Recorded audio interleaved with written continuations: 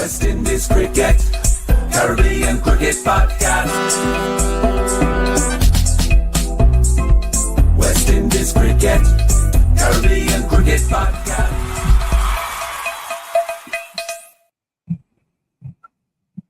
Yes, ladies and gentlemen, welcome back to a quick live reaction show to game one of the Breakout League. Sorry, let me introduce myself. Sorry, I'm one half of the Caribbean Cricket Podcast, Machel St. Patrick Hewitt. And you know what? I'm going to try and be positive. I'm going to try and not just denigrate the thing and just highlight some negatives and so on and so forth. What I will say is this, though, and this is the God honest truth. I watched the whole of that match in so much as, so here's what happened this evening.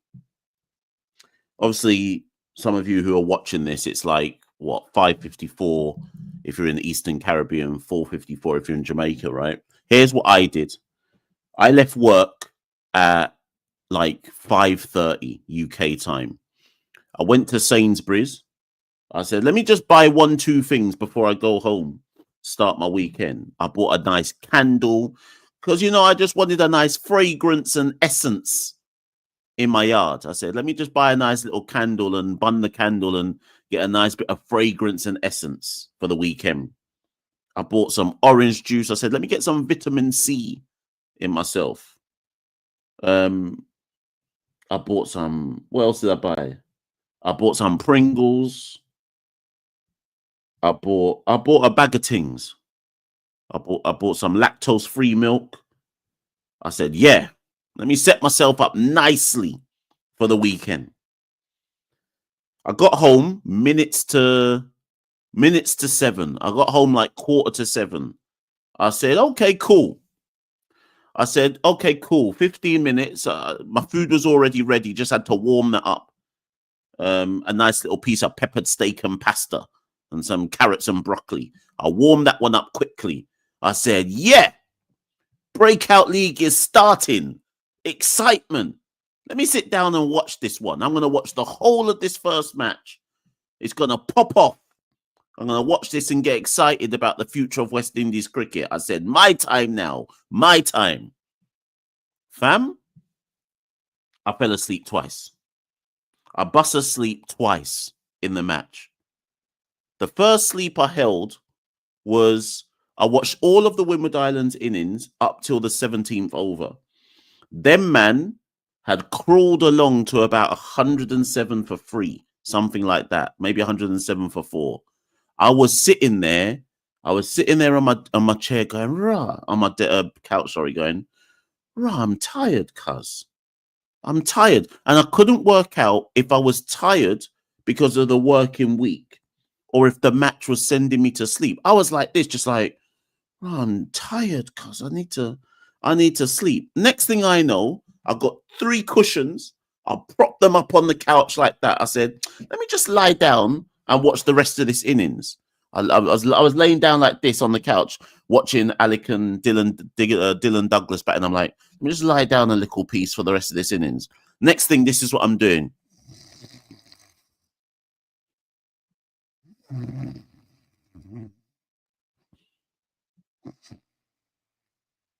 I was busting a big snore. Big snore. You see, the next time I woke up, Windward Islands innings was over. I said, "Rah, what did they get?" Because the scorecard had gone off the screen. I was like, "What did they end up with?"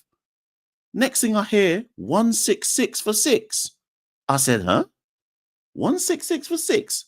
What? They scored 58 runs in the final 3 overs? How on earth did they do that?" Nothing weren't going on when I started busting my snore. I was like, "Huh? 58 runs in the last 3 overs. What in the world of down battery must have gone on in the last 3 overs?" I said, nah, imagine I stayed up for all of that innings, then missed the excitement at the end of the innings. I said, okay, cool. I'm ready again. Let me ready up myself again. Poured a new fresh glass of orange juice. I said, yeah, I said, yeah, let me lock in. Let me lock in for Guyana's reply. So, who opened for Guyana again? Shukwa and Rivaldo Clark. So obviously, Rivaldo Clark swiped himself out quick time. Kevlon Anderson came in, and Kevlon and Adrian Shukwa. And do you know what was funny? If you're in the Discord, you'll know that they're like, this is the God's honest truth. You know what's funny? About 3 overs into the match, I put into the Discord, who the hell is Adrian Shukwa anyways? I think that's what his surname was. I said, who the hell is this? I said, and notice no one on comms has explained who he is either, which means that they have no idea who he is either. Now, you could say, and that's not a criticism, but you could almost argue that's the whole point of the Breakout League. It's to find players like Adrian Shukwa who would, under normal circumstances, have no chance of playing professional domestic cricket in the Caribbean, because his pathway through to the Guyana side in 9 times out of 10, 10 times out of 10 will be blocked by the established players. He's not going to get picked up in CPL because CPL already has its established set of players. They ain't trying to scout no one else in the region. So I'm like, who is this you? Anyway, Shukwa played a nice little innings. He started off with a like a Super 50 innings and then progressed it nicely. So anyways, I'm watching. Kevlon's hitting a few boundaries, both sides of the wickets. I'm saying, okay, cool. Guyana look like they're cruising this match. Guyana take, I think, at 10 overs, Guyana was something like 81 for 1, right?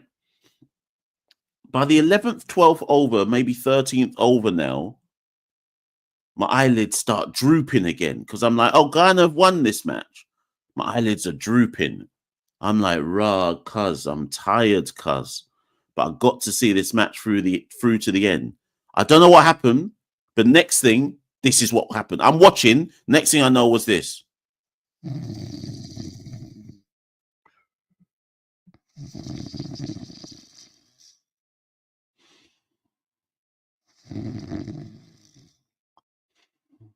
You know that red stripe sleep when you're at the bar and your head's just on the top of the red stripe bottle like this. You know them ones. I started doing the big red stripe sleep. I was like, Jaja. And when I woke up from my red stripe sleep and I'm like, oh, Jaja, I'm tired, cuz. I'm doing all this one. I'm doing these ones. And when I put my glasses back on and I look at the screen, I see 136 for 6. Or was it 5? No, it was 130 for 5. I said, huh? 130 for 5. I only slept for 5 minutes. What on earth happened for Guyana to go from 120 for 1 to 130 for 5? And then, as God is my witness, I said, okay, cool. Let me lock back in, pour the next orange juice. I said, let me lock back in again.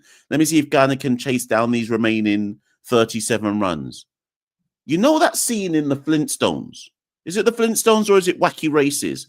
When you're driving a car and one by one, the wheels are just falling off. I woke back up and within 7 minutes, the match was over.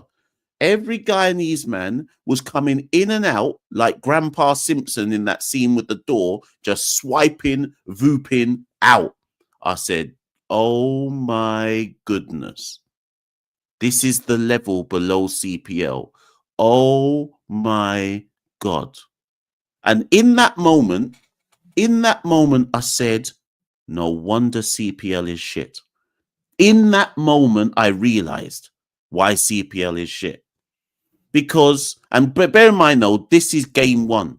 So things might get better. In less than an hour, Trinidad are due to play Barbados. Barbados on paper have one of the better sides. Trinidad are at home and maybe some people coming to the ground. So let's put this in the context of this was the first game, right?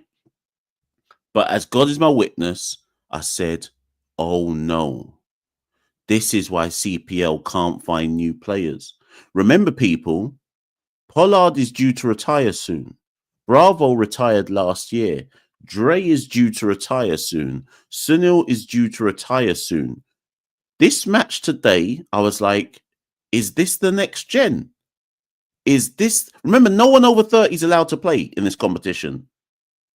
Leggies have to bowl at least 75% of their allocation, right? Most players are 27 and under.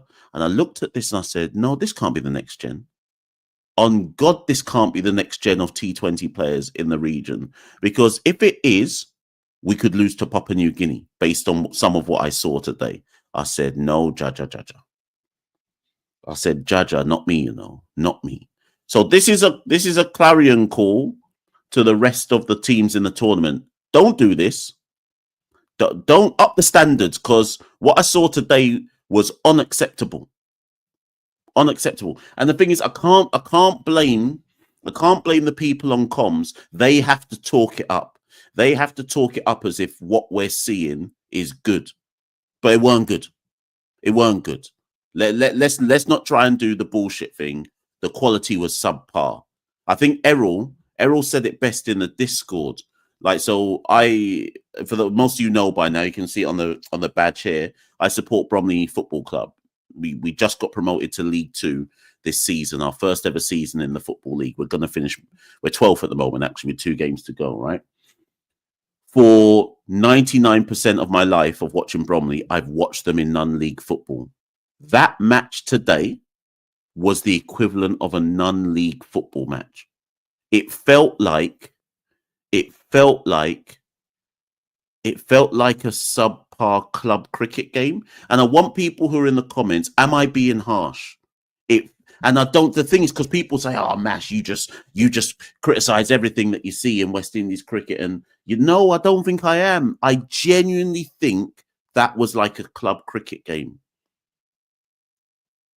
Please, people in the comments, let me know. Am I being harsh? Am I just kind of doing that instant kind of viral reaction thing? But it felt to me like a club cricket game that you would watch on a Saturday and go, okay, there's 1-2 man with talent, but generally this feels like a bit of a village kind of, like, when like you look at players and you go, you're not professional. This feels like you've just come in from work and you've just worked a 9-hour shift and now you have to play this cricket game. It didn't feel like a professional cricket match.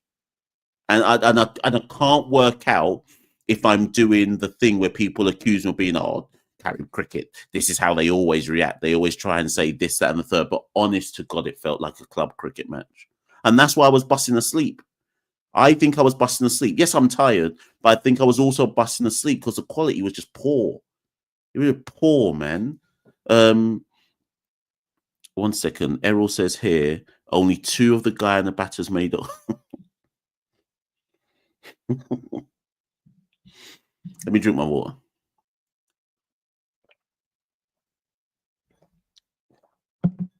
Only 2 of the Guyana batters made over 4 runs. Let me let that one just marinate on the screen for a bit. And everyone just pause. Don't think about anything and just read what Errol's put on the screen and let that just swill around in your head and let me know how that makes you feel. Only 2 Guyana batters made over 4 runs. 4 runs. 2, And the thing is, Alec Afanase, for the Windwards team, Alec Afanase made 92 not out in a total of 166. So it's not like the Windwards team was any better in that regard. And big up Alec. Like, I think Alec made 92. Let's talk on some of the positives.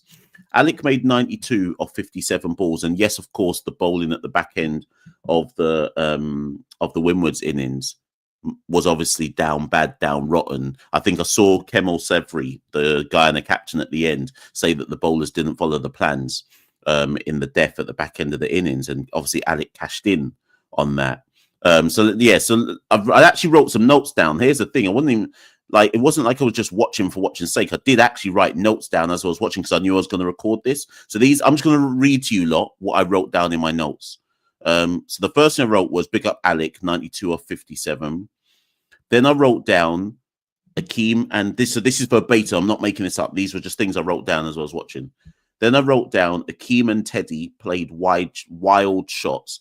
And I think I wrote that down because part of me was disappointed because I'm like, Akim Orgeist and Teddy Bishop are supposed to be two of the brighter sparks in our academy batting. And when I just saw them like whoop the ball and get out early doors, I was like, but you two are supposed to be two of and a man can fail. A man can fail. There is nothing wrong with a man failing in an innings.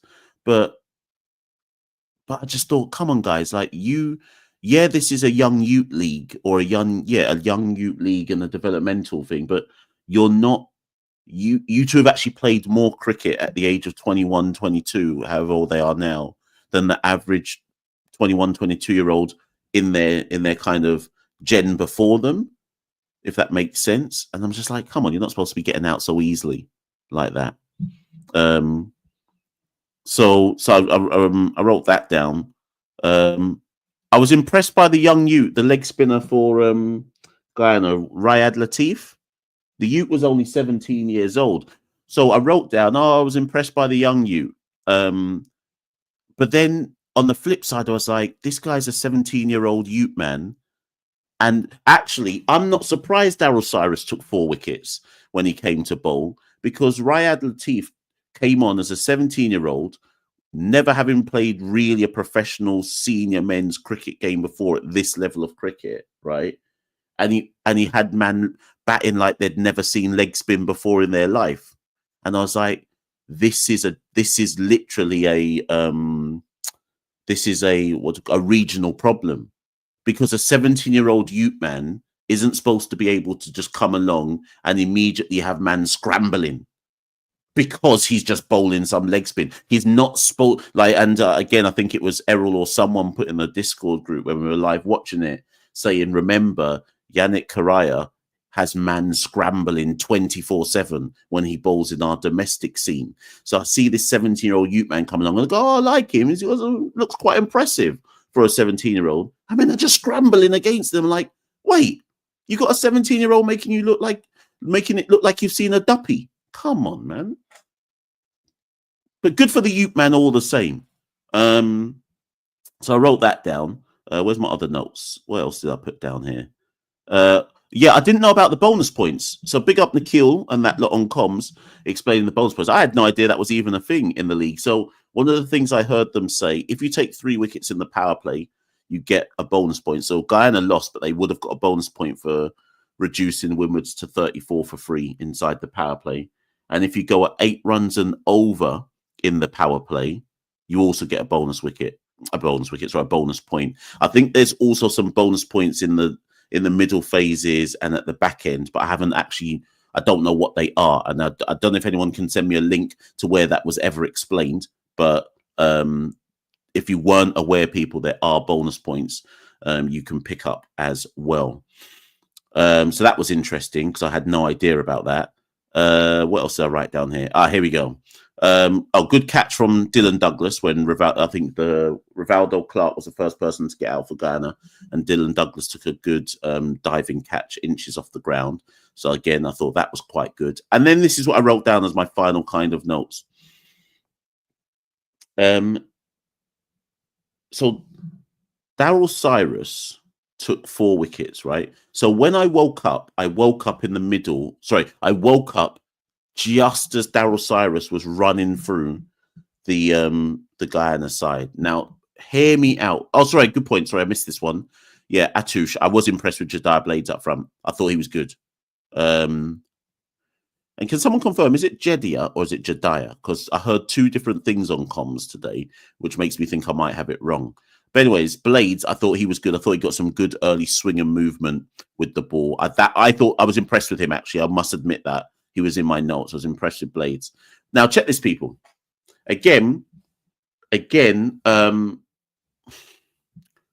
tell me if it's an overreaction, if you think I'm being a bit virally clickbaity, or if this is how you saw it as well. So Daryl Cyrus comes on for his spell, his 3rd and 4th over at the back end of the match, right? And Cyrus ends with 4 wickets. He basically takes 4 wickets for about 3 runs or something dumb. Listen to me carefully when I say this. And Daryl's a good bowler in the domestic sense, right? He's a good bowler in the domestic sense. He's just had a good 4-day championship in a down bad Windward side. He took a bunch of wickets in the 4-day championship. So I'm not trying to pretend like we've not seen Daryl Cyrus take wickets before, but that spell he did at the back end of the Guyana innings where he took 4 wickets. Listen carefully to what I'm saying. He did not bowl anything special. He didn't outthink the batters. He didn't outfox the batters. He bowled the ball up into an area of uncertainty, and every single Guyana batter was just swiping and vooping. Not one person played any kind of situational cricket. Just one after one after one, they said, let me go for a 6. And when Cyrus was running through, taking the wickets, I was like, people are going to turn around now with the inevitable kind of conclusion, the narrative, and go, oh, this is brilliant. There's an initiative for leg spinners to bowl their allocation, and it's great to see leg spinners taking wickets in the competition. And all I was thinking was, no, this guy has literally, and Daryl can bowl. It's not a critique of Daryl's bowling, but in this particular spell, he didn't even have to do anything. He just had to just bowl the ball up there. He just had to lollipop it up there, and the batters were just doing the rest for him. And I said, no, man, what is this? And that's why I was like, this is club cricket. This is club cricket. A man is just lollipopping the ball up to you, and one after one, like a dunce situation, man will just say, let me try hit a 6. So good for Cyrus. He ends with 4 for 33. And particularly in that first 2 overs, obviously, he got laying down. And it takes brave captaincy to still bring him back after he'd bowled his 3rd, which was his allocation that he has to bowl vis-a-vis the rules of the tournament. And it's good captaincy from Alec to still say, yeah, let me bring back and he's going to bowl out completely. But I just didn't think he was outfoxing or outthinking the batters. I just thought the batting was poor. And I'm just watching it going, no, this can't be the quality of what this tournament's going to be like. It can't be like this. And yes, context. It's a developmental tournament. Context number 1. Yes, context number 2. A lot of these youth men who are going to play this tournament haven't really played any true professional T20 games. So for some of them, they don't really know how to, at this level of cricket, know how to set a target, bat a situation in this format of cricket, chase a target properly, know when to go hard, know when to just manipulate the ball and see out a bowler in a certain situation.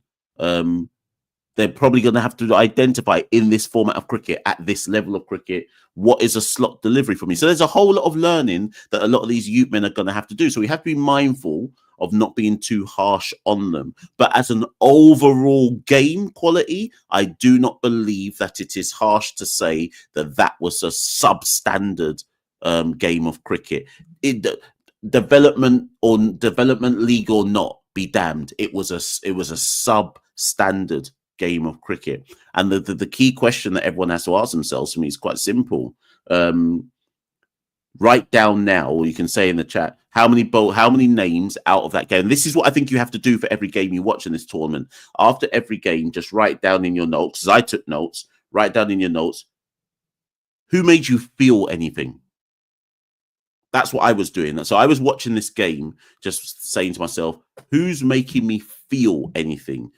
That's all and it doesn't have to mean they play a brilliant innings like Ali Cathernays and score 92 not out. It doesn't have to mean they take a 4-for or a 5-for. Just who made me feel anything?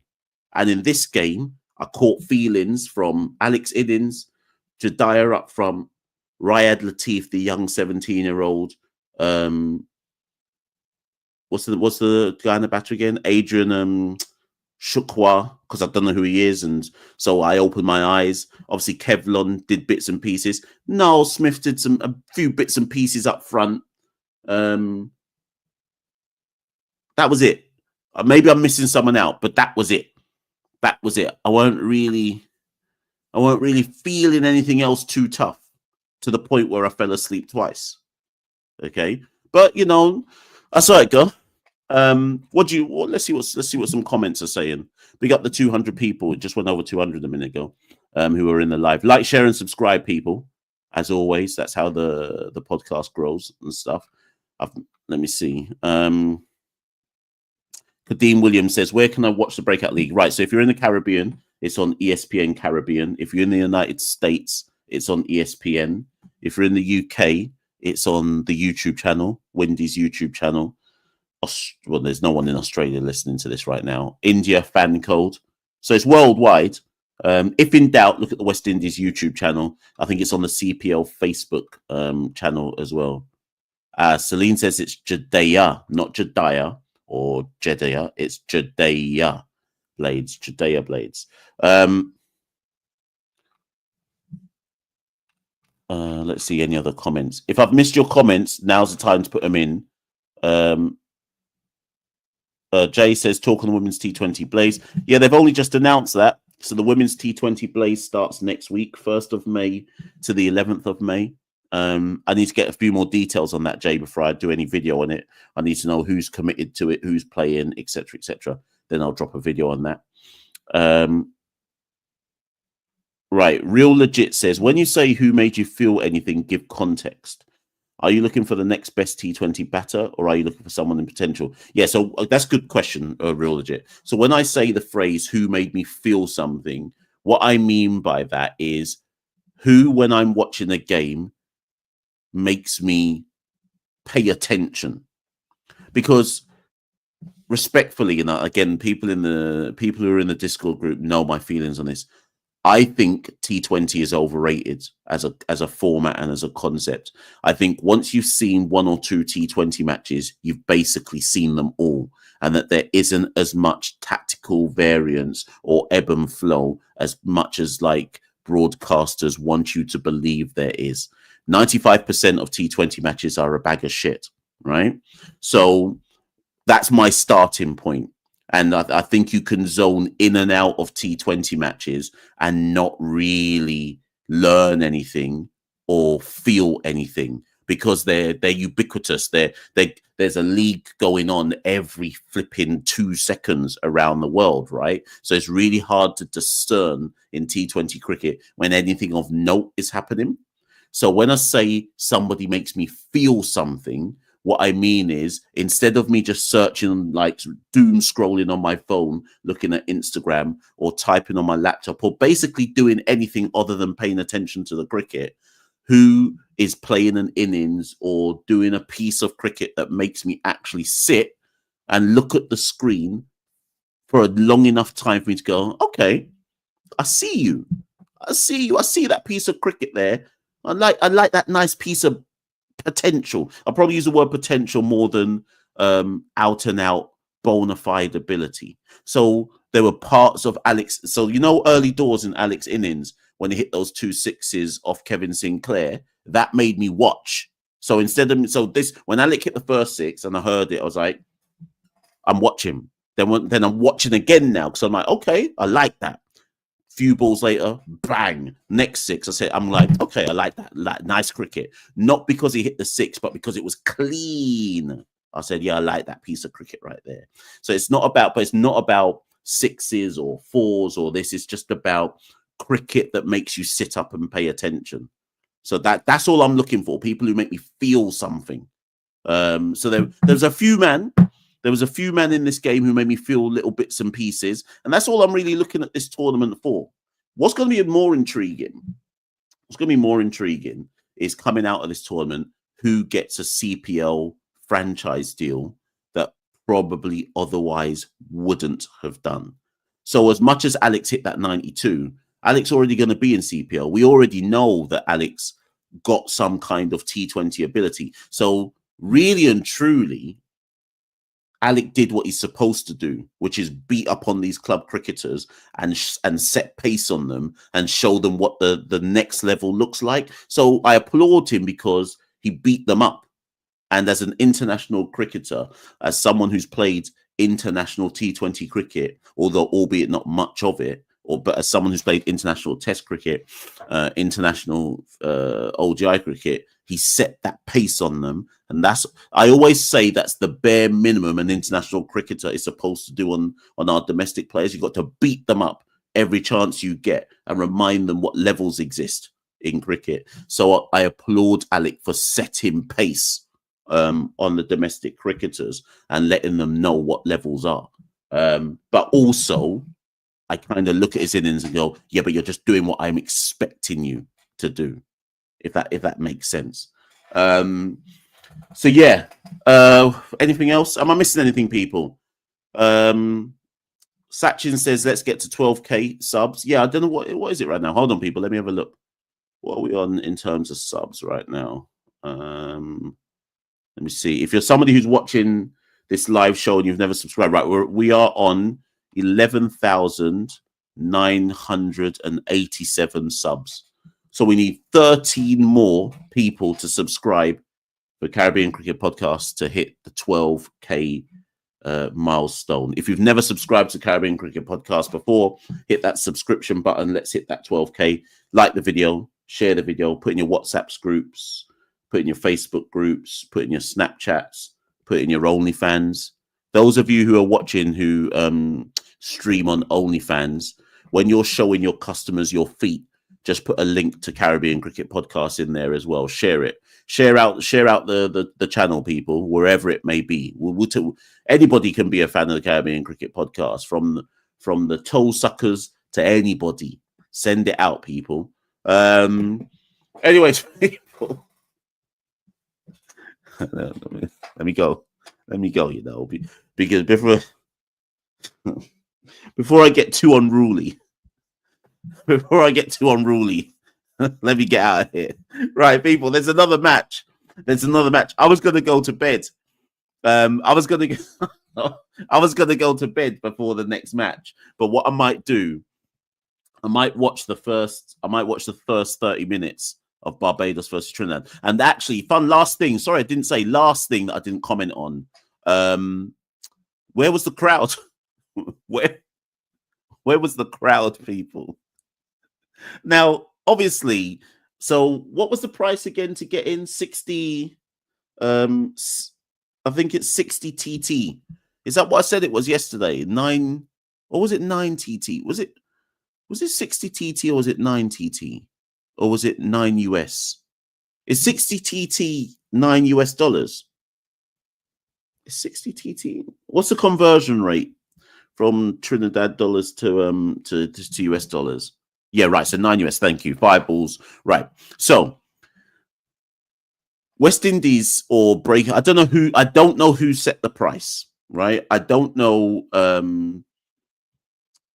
I don't know if Cricket West Indies set the price or CPL have set the price, because CPL and Cricket West Indies have worked on this together. Right. They've both put in about $1 million to get this Breakout League off the ground. I am super intrigued as to why they made this match pay. And I'm going to defend the people of Trinidad here.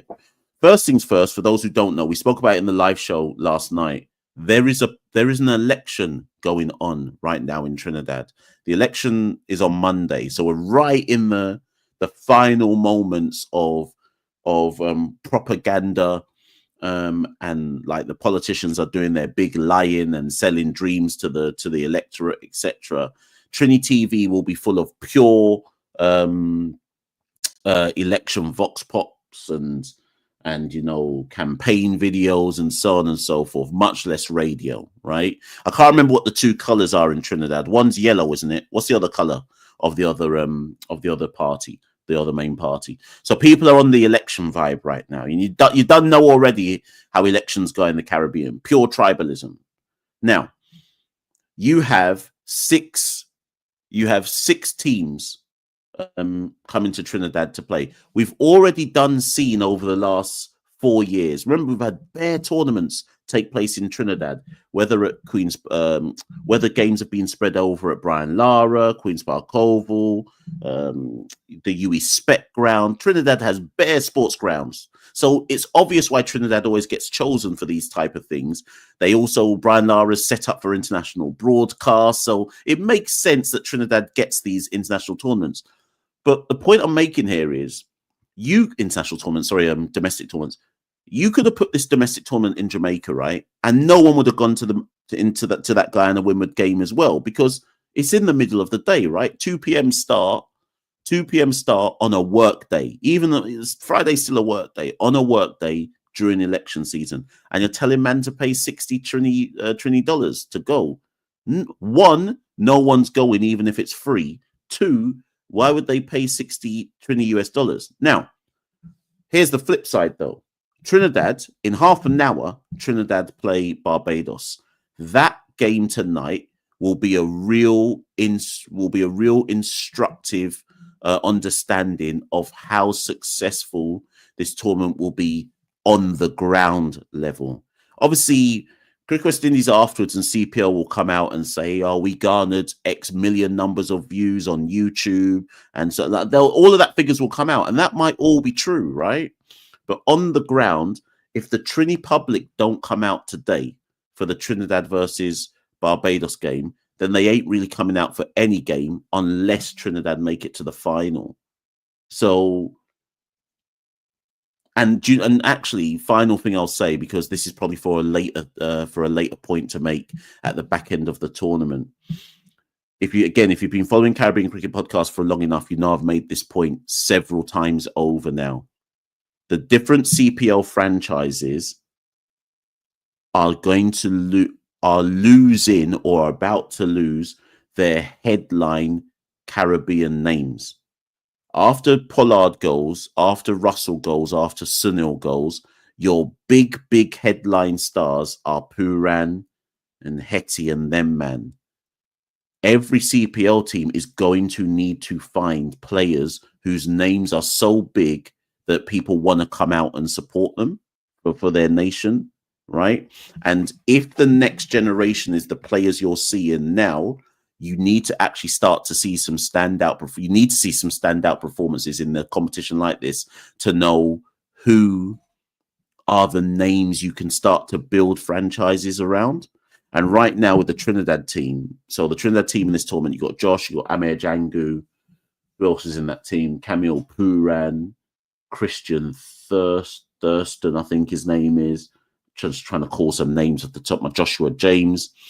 I don't know if those names are big enough for the Trini public to say, yeah, I'm coming out to watch.